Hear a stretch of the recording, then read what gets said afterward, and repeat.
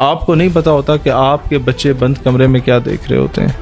آپ اسے سونے کا نوالہ دیتے ہو تو اسے شیر کی نظر سے دیکھو. اور اگر بچہ کہتا ہے نہیں جی میرا رائٹ ہے, آپ مجھ سے نہیں پوچھ سکتے, تو پھر آپ اسے 2-4 لیتر لگا سکتے تو لگائیں. عدالت یا پولیس ہیز نو رائٹ کہ وہ ماں باپ سے پوچھے کہ بچے کو کیوں ڈانٹ رہے ہو. کیا کہنا چاہیں گے آج کل جو پاکستان میں چل رہا ہے کہ جیسے دعا ایک چھوٹی بچی, اس کا گمشدگی کا معاملہ چل رہا تھا اور پھر پتہ چلتا ہے کہ اس نے نکاح کر لیا, اور اس قسم کے آئے دن واقعات سننے میں آ رہے ہیں, تو کیا کہنا چاہیں گے آپ ایسے بچیوں کو بھی اور والدین کو بھی؟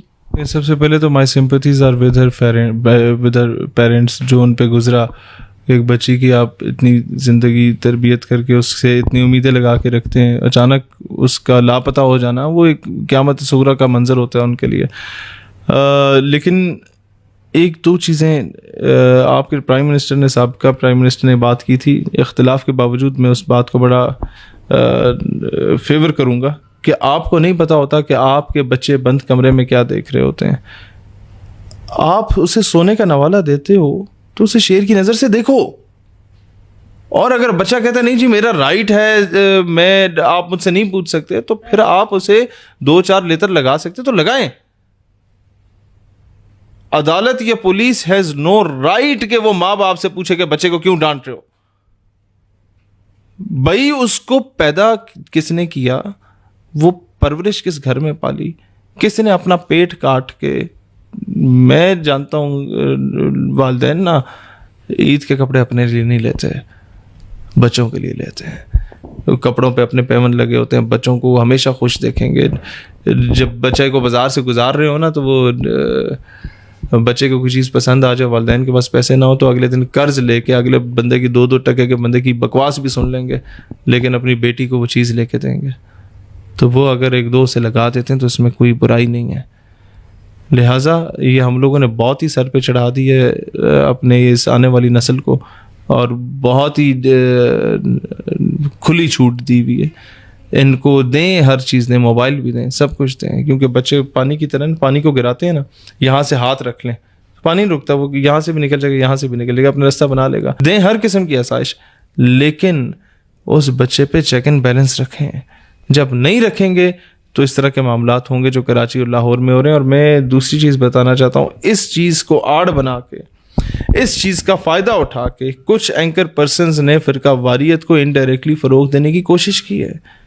ہم لوگوں کو کم از کم یہ چیز اندازہ کرنی چاہیے کہ آپ اگر یہ کہہ رہے ہیں کہ جناب ایک مسجد ہے اور اس نے کہہ دیا کہ جناب اس بیٹی کا نام جو ہے وہ دعا زارا ہے, اس لیے ہم اس نام کے لیے دعا ہی نہیں کرتے, وہ اس نام کے لیے اناؤنسمنٹ نہیں کرتے, تو نہ بولیں کہ بھائی مسجد نے اعلان کیا, نام بتائیں کہ کون سی مسجد کے کون سے امام نے کیا. ہم جا کے اس کو پوچھتے ہیں کہ تم کون ہوتے ہو اسلام کے ٹھیکیدار بننے والے, ہم امام سے پوچھتے. لیکن جب آپ صرف مسجد کہتے ہیں نا, تو آپ مسجد اور امام بارگاہ کے درمیان اور مدرسے کے درمیان ایک بہت بڑا فساد کریٹ کرنے کا اس کو بیج کو بو دیتے ہیں.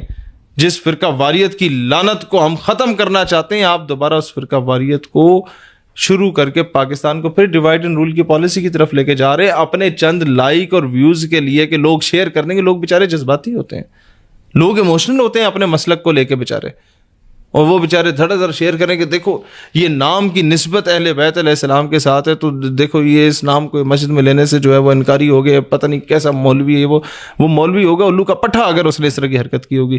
لیکن یو مسٹ ہیو نیمڈ ہم. آپ کو پتہ ہے آپ کے صرف اس غیر ذمہ دار رویے کی وجہ سے میڈیا پہ جو ایک ٹاک شو میں 2-3 لوگوں نے شوشہ چھوڑنے کی کوشش کی تھی, اس سے کیا تاثر پڑا ہے, کتنا زیادہ فرقہ واریت پھیلی اس وجہ سے سوشل میڈیا پہ. تو شکر ہے عوام ہماری سمجھدار ہوگی. ابھی وہ جو منجن بیچتے ہیں فرقہ واریت کا, جتنے بھی مولوی ہر مکتب ہے فکر میں, وہ منجن بکنا ہی, وہ لوگوں نے خریدنا ہی چھوڑ دیا کہ بس یہ ہمیں پتہ ہے یہ لوگ کون ہیں.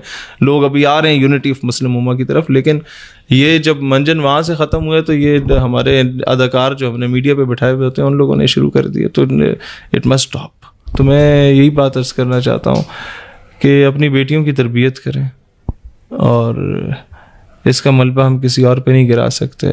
اگلا لڑکا خراب ہوگا, وہ یہ ہوگا, تالی ہمیشہ 2 ہاتھ سے بچتی ہے. اور جہاں تک بیٹیوں کی تربیت کی بات ہے, وہاں بچے بری الذمہ نہیں ہیں, لڑکوں کی تربیت کی زیادہ ضرورت ہے. جہاں لڑکی کو کہا جاتا ہے کہ آپ نے سر کو ڈھکنا ہے, وہیں مرد کو بھی یہ کہا جائے کہ آپ نے اپنی نظریں نیچے رکھنی ہیں. یہ دونوں چیزوں پہ تربیت should be the most important factor.